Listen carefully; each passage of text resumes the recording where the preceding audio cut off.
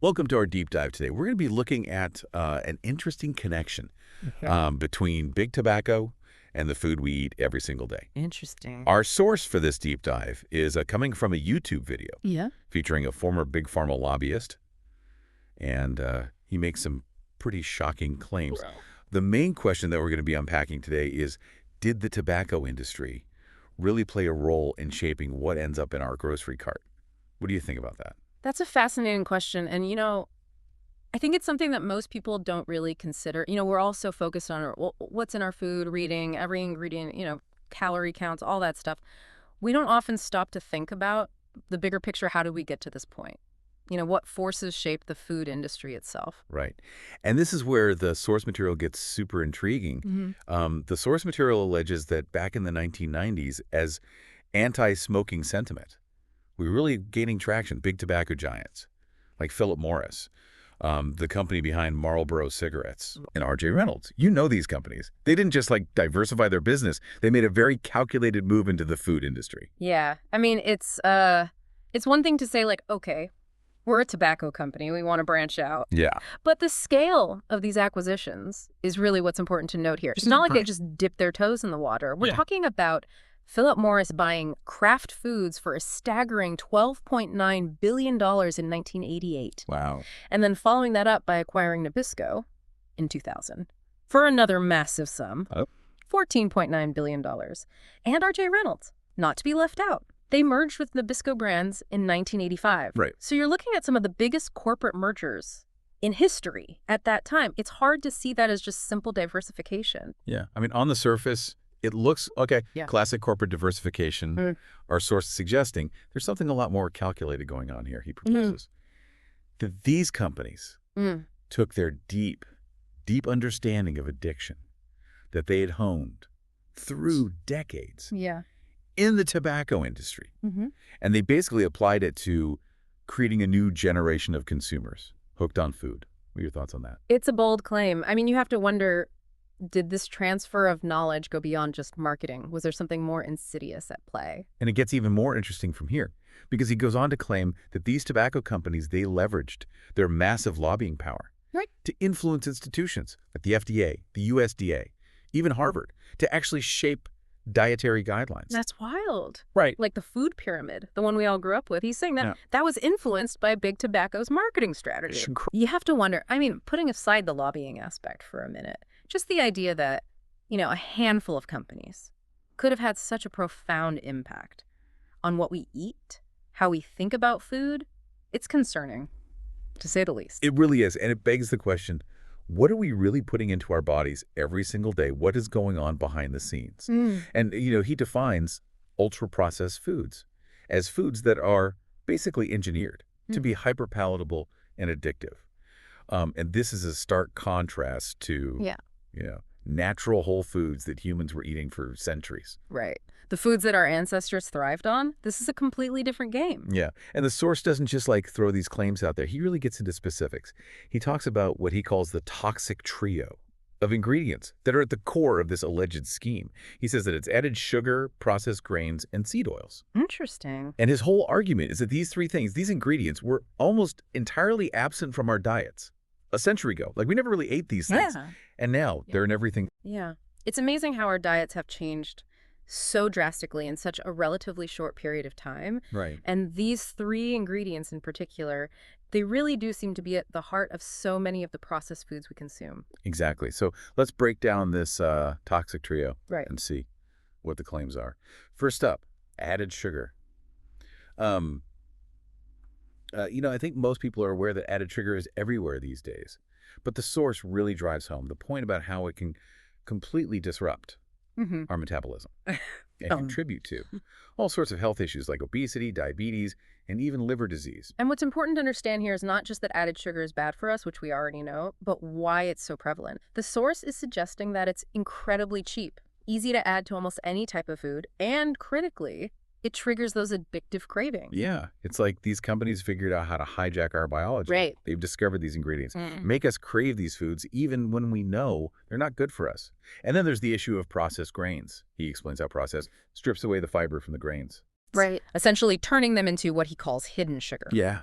It's pretty clever when you think about it because they take out the fiber, Right. and it makes these grains easier to digest, faster to digest. But that also leads to those rapid spikes and crashes in blood sugar.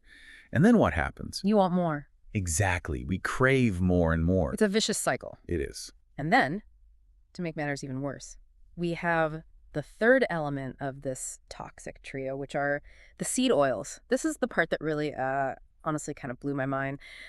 Because I'm fascinated by this as well. Apparently, these oils, which are in everything, like soybean oil, canola oil, corn oil, all these different types of oils that are in all of our food, were originally developed for industrial use as lubricants.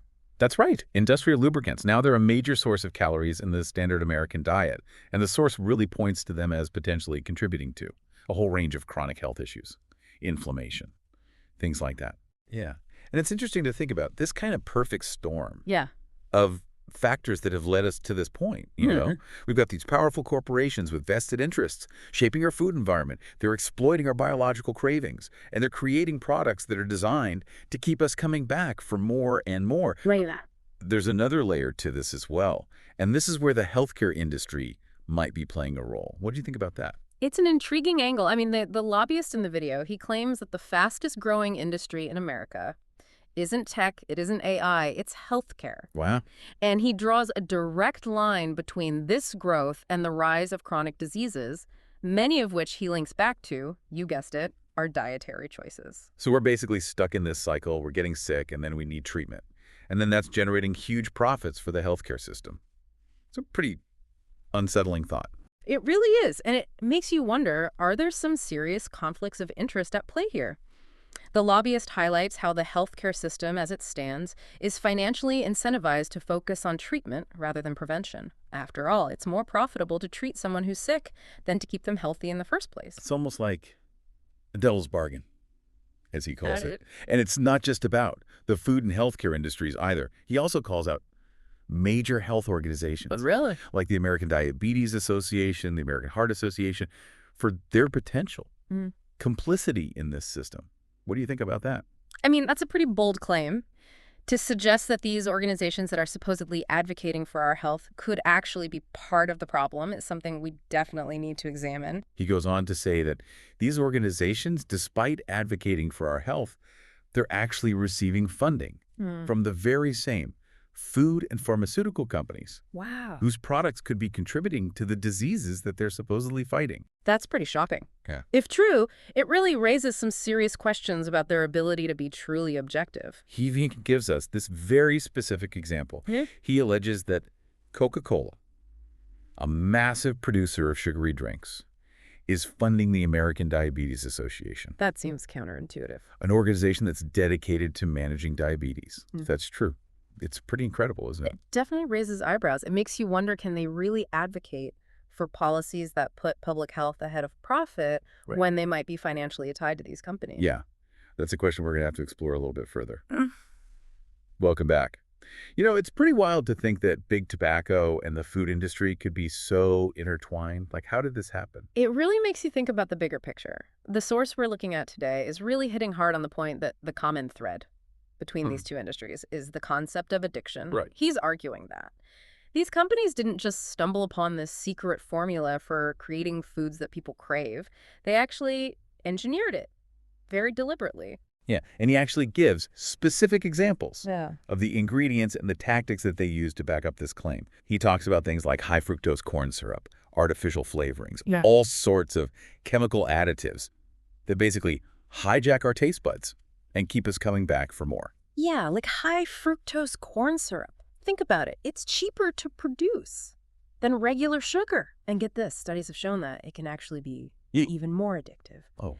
And it's everywhere these days. You find high fructose corn syrup in soda, candy, bread, yogurt, you name it, it's probably got high fructose corn syrup in it. It's in everything.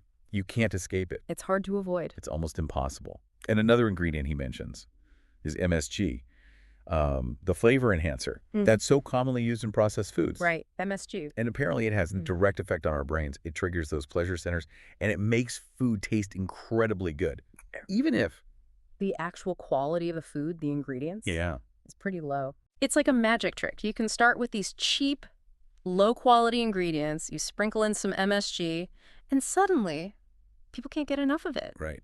And it all comes back to that toxic trio that we talked about before, the added sugar, the processed grains, and then the seed oils. You know, it's just wild to me that these oils, like soybean oil, canola oil, corn oil, all of these oils that are staples in the American diet. In so many foods that we eat every day. Were originally developed for industrial purposes. Yeah, think about that. They were used as lubricants. And now they're a primary source of calories in our diet. Yeah, and the source claims that. Yeah. This shift from an industrial use to a dietary staple was, at least in part, fueled by these lobbying efforts of companies like Rockefeller, who saw the potential for massive profits in these cheap, readily available oils. It's quite a transformation, from lubricant to food. It really makes you wonder, like, are we all just participating in this giant experiment without realizing it? Well, the lobbyist's argument is that ultra-processed foods are designed in a way that actually overrides our natural signals of fullness. Oh, really? Yeah, so we end up overeating, which obviously contributes to weight gain and all sorts of health problems down the line. It's like our bodies are being tricked. Exactly. And you know, maybe the most concerning part of all of this is the impact it's having on children. Kids are so vulnerable to this type of manipulation because their brains and their palates are still developing. Right. They're forming their preferences, their taste preferences at a young age. It's no coincidence that, you know, childhood obesity rates have absolutely skyrocketed in recent decades. And he links that directly to the rise in ultra-processed foods. His claim is that these engineered foods are actually shaping children's preferences from a young age. So they develop these lifelong preferences for these hyperpalatable, but often less nutritious options. Right? And it's like we're setting them up for a lifetime of health problems before they even reach adulthood. And then, like we said before, the healthcare system arguably benefits from this situation. It's pretty messed up. Yeah. It's a disturbing thought that the system that we rely on to keep us healthy might actually be incentivized to keep us sick. It all goes back to that classic phrase, you know, follow the money. Exactly, follow the money. And this is where the source's personal experience as a lobbyist becomes really important because he provides some alarming examples of how these companies might be influencing health organizations, in fact. He claims that he personally helped funnel money from Coca-Cola to the American Diabetes Association. No way. Really? That's what he says. The American Diabetes Association taking money from Coca-Cola, I mean, it seems counterintuitive, especially considering that Coca-Cola's products are often associated with the very disease that they're fighting. Right. It just doesn't make sense on the surface. If that's true, it raises some serious questions about their ability to be truly objective. Can they really advocate for policies that put public health above profit when they may be financially tied to these companies? It's a valid question, and one that deserves further investigation. So what do we do about it? I mean, it feels like this David and Goliath situation where we're up against these massive industries with tons of money and influence. It's definitely a challenge, but I think knowledge is our most powerful tool. The more aware we are of these tactics and these potential conflicts of interest, the better equipped we are to make informed decisions. Right. So we have to educate ourselves. Absolutely. We need to be savvy consumers, not only of food, but of information. So one of the most striking examples he gave of this potential conflict of interest was the claim that while he was working for Coca-Cola, he helped direct money to the American Diabetes Association. It's a difficult claim to ignore. To think that an organization dedicated to fighting diabetes could be influenced by a company producing drinks that are often linked to the disease. Yeah. It's unsettling, to say the least. It makes you wonder, how deep does this go? What other hidden agendas are out there? Is there research that's being suppressed?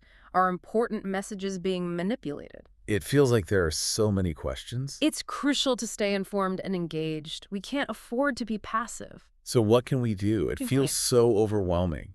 Well, I believe knowledge is power. The more we know about these tactics, the more we can make informed decisions for ourselves and our families. Okay. So things like reading food labels more carefully. Exactly. Paying attention to the ingredients that are being used. Absolutely. And perhaps even maybe cooking more meals at home. Yes. Taking control of what we're putting into our bodies. So we have more control over what we're actually eating. Exactly.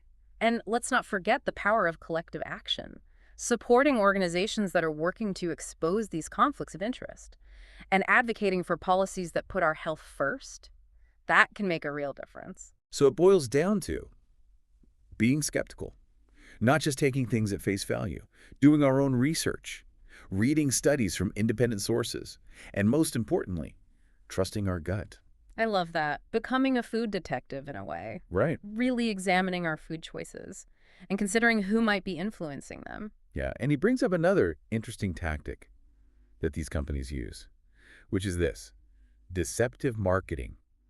Oh, yeah. Like using cartoon characters and bright colors to make sugary cereals seem fun and healthy to kids. It's incredibly effective. They're tapping into those vulnerabilities, and they're really good at it. And it's not just marketing. Right. He also talks about how these industries lobby against policies that would make it harder for them to sell their products. Of course. Like taxes on sugary drinks. Oh. Or restrictions on advertising junk food to children. Yeah. They're fighting tooth and nail to maintain the status quo. It's a constant battle, but we have to keep pushing for change. Welcome back to the final part of our deep dive, Hey. exploring that connection between big tobacco and the food industry. It's been a pretty intense discussion. We've covered some really controversial claims, but I think, as always, being aware of these things is the first step towards making better decisions right. Absolutely. And I think it's important to emphasize that. This is a complex topic with a lot of nuance. Yeah. We've covered a lot of ground today. Everything from billion-dollar mergers to hidden sugars, industrial lubricants finding their way into our food, the potential influence of lobbyists on our dietary guidelines. It's a lot to process. There really is a lot. Yeah. So before we wrap things up, I'd love to hear your overall thoughts. What stood out to you most? What are you taking away from this deep dive? I think for me, the biggest takeaway is just this realization that our food choices aren't just about personal preference. Right. There are powerful forces at play that can really influence what we eat, our habits, even our biology. Yeah, that's a really crucial point, I think. And it seems like we also need to be a little more discerning about who we trust for information. Right. I mean, the source that we've been looking at, he claims that. Even organizations that we think of as reliable sources for health information could be compromised by conflicts of interest. It's a sobering thought, and it really underscores the importance of critical thinking, questioning everything. We can't just blindly accept what we're told, especially when it comes to our health. Especially when it comes to our health. Right. I mean, we have to. We have to do our research. We have to come to our own conclusions. Exactly. We have to be savvy consumers, not just of food, but also of information. Yeah, and I think one of the most striking examples of that, potential conflict of interest, that our source gave was the claim that while working for Coca-Cola, he helped direct money to the American Diabetes Association. Yeah. It's a claim that's really hard to ignore. I mean, to think that. An organization that is dedicated to fighting diabetes could be influenced by a company that produces sugary drinks that are, often linked to the disease. Yeah. It's definitely unsettling. It really is. And it makes you wonder, how deep does this go? Are there other hidden agendas out there? Is there, research being suppressed? Are there important messages being manipulated? It's certainly possible. And that's why it's so important to stay informed, stay engaged. So what can we actually do about it? It feels like a real David and Goliath situation, where we're up against these massive industries. It's a challenge. There's no doubt about that. But I do believe that. Knowledge is our most powerful tool. Right. The more we understand about these tactics, potential conflicts of interest, the better equipped we are to make good decisions for ourselves. Right. So we just have to be proactive. Absolutely. We can't be passive. We can't just accept what we're given. We have to take charge of our health and our well-being. So it's about reclaiming our agency, in a sense. I like that, reclaiming our agency. It's about recognizing that we have the power to make choices that align with our values and that prioritize our health. Right. And I think those individual choices, when you multiply them across millions of people, that's when we can actually start to shift the balance of power. Exactly. We can create a food system that prioritizes our health over profits. Voting with our forks. Right. Love that. Every time we choose a piece of fruit over a processed snack, every time we cook a meal at home instead of ordering takeout, we're sending a message. We are. We're saying we're not going to be manipulated. We're taking control. And we're supporting a system that reflects our values. Yeah, and it's inspiring to think about the potential for change. Yeah. When we all start making those conscious choices. Absolutely. And it all starts with awareness, with questioning, with willingness to learn and to make those informed choices. So I guess as we wrap up this deep dive, I want to leave you with this thought. What if we approached our food with the same level of scrutiny and skepticism that we applied to other areas of our lives? Right. What if we demanded greater transparency from these industries and held them accountable for their practices? Powerful question. What if we all truly prioritized health, not just for ourselves, but for future generations? The answer lies in our collective awareness and action. Well said. Thanks for joining us on this deep dive. Keep questioning, keep learning, and keep making those informed choices. We'll see you next time.